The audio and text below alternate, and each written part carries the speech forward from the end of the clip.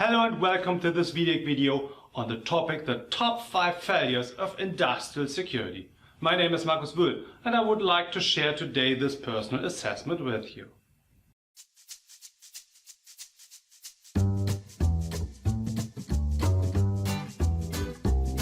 Number 5. We have a firewall or antivirus solution. This protects us from virus attacks. Is it true that firewall and antivirus solutions are indispensable today and belong on every system and in every plant, even though that there are still scaler manufacturers that rule out the operation of any antivirus solution? But if you look to the known cases of cyber attacks in production plants, you can generally say that every victim of a cyber attack had up-to-date virus protection and firewall solutions. It probably needs a little more, or would you say that it's enough as accident protection that your car has brakes?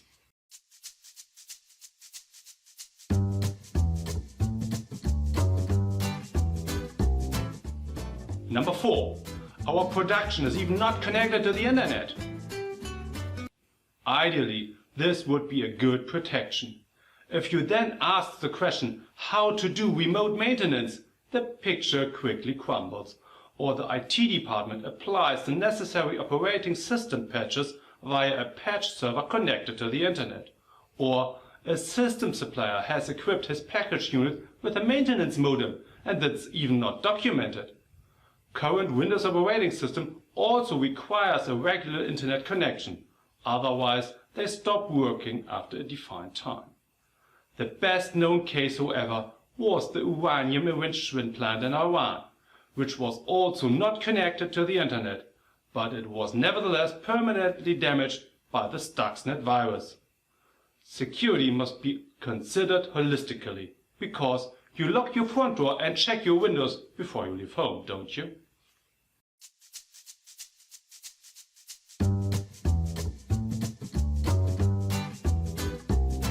Number 3. We are far too insignificant. Nobody wants to hack us anyway.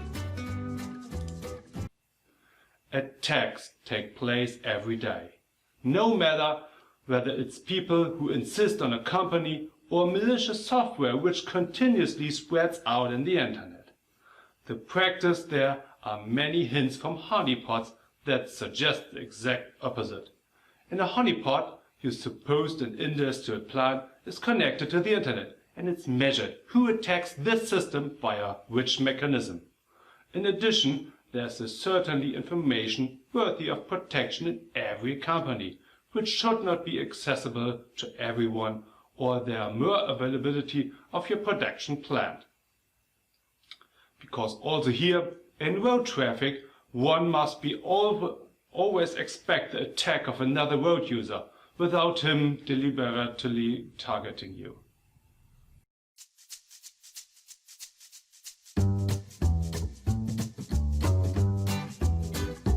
Number 2. We believe that our automation network are safe and hardened. Safe and hardened automation systems are a basic requirement today. The question is, how do you check the status today, in 3 months and in the coming years? Production plants are also subject to constant change. Conversions are taking place, components are exchanged or repaired, service technicians from outside are connected with their laptops to the network or to components. The list could be continued at will. It must be continuously monitored what is the status at the moment, because belief does not mean knowing. In our consulting sessions we often experience, when we ask for network documentation, that it's sometimes several years old and the current status is not available. There is no absolute security because the risk is never zero. For sure you have a fire alarm system, don't you?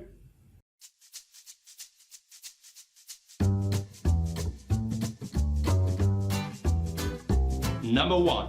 We have an IT department that takes care for it. Here are the biggest pitfalls. IT and OT now have a lot in common, namely the TCP/IP network protocol. However, the requirements for the OT world are significantly different here than in the office IT. For example, the availability of the production facilities or the deterministic of the data traffic in the OT network is much more heavily weighted than in the IT. Furthermore, the network participants in automation networks are exchanged much less frequently and are also more conservative in their behavior compared to typical IT processes. The situation an IT administrator faces in the OT network is therefore very different and requires a different education and experience than in the office environment. The tools from the office network are also not easily adaptable in automation technology. Responsibility can't be delegated. You at least have to control. Then you count your change at the supermarket checkout, don't you?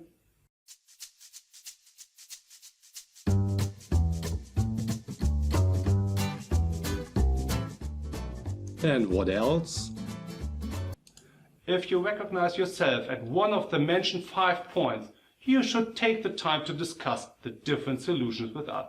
That goes for our global distribution channel as well for us in the headquarters. With IRMA, we have a perfect solution for automation networks. You can look up a lot of information on the VIDEC webinars in the media library, or you make a direct personal appointment for consulting at the www.videc.de or via telephone under 0049 421 339500. Thanks a lot for watching. We look forward to hear from you soon and see you next time. Bye.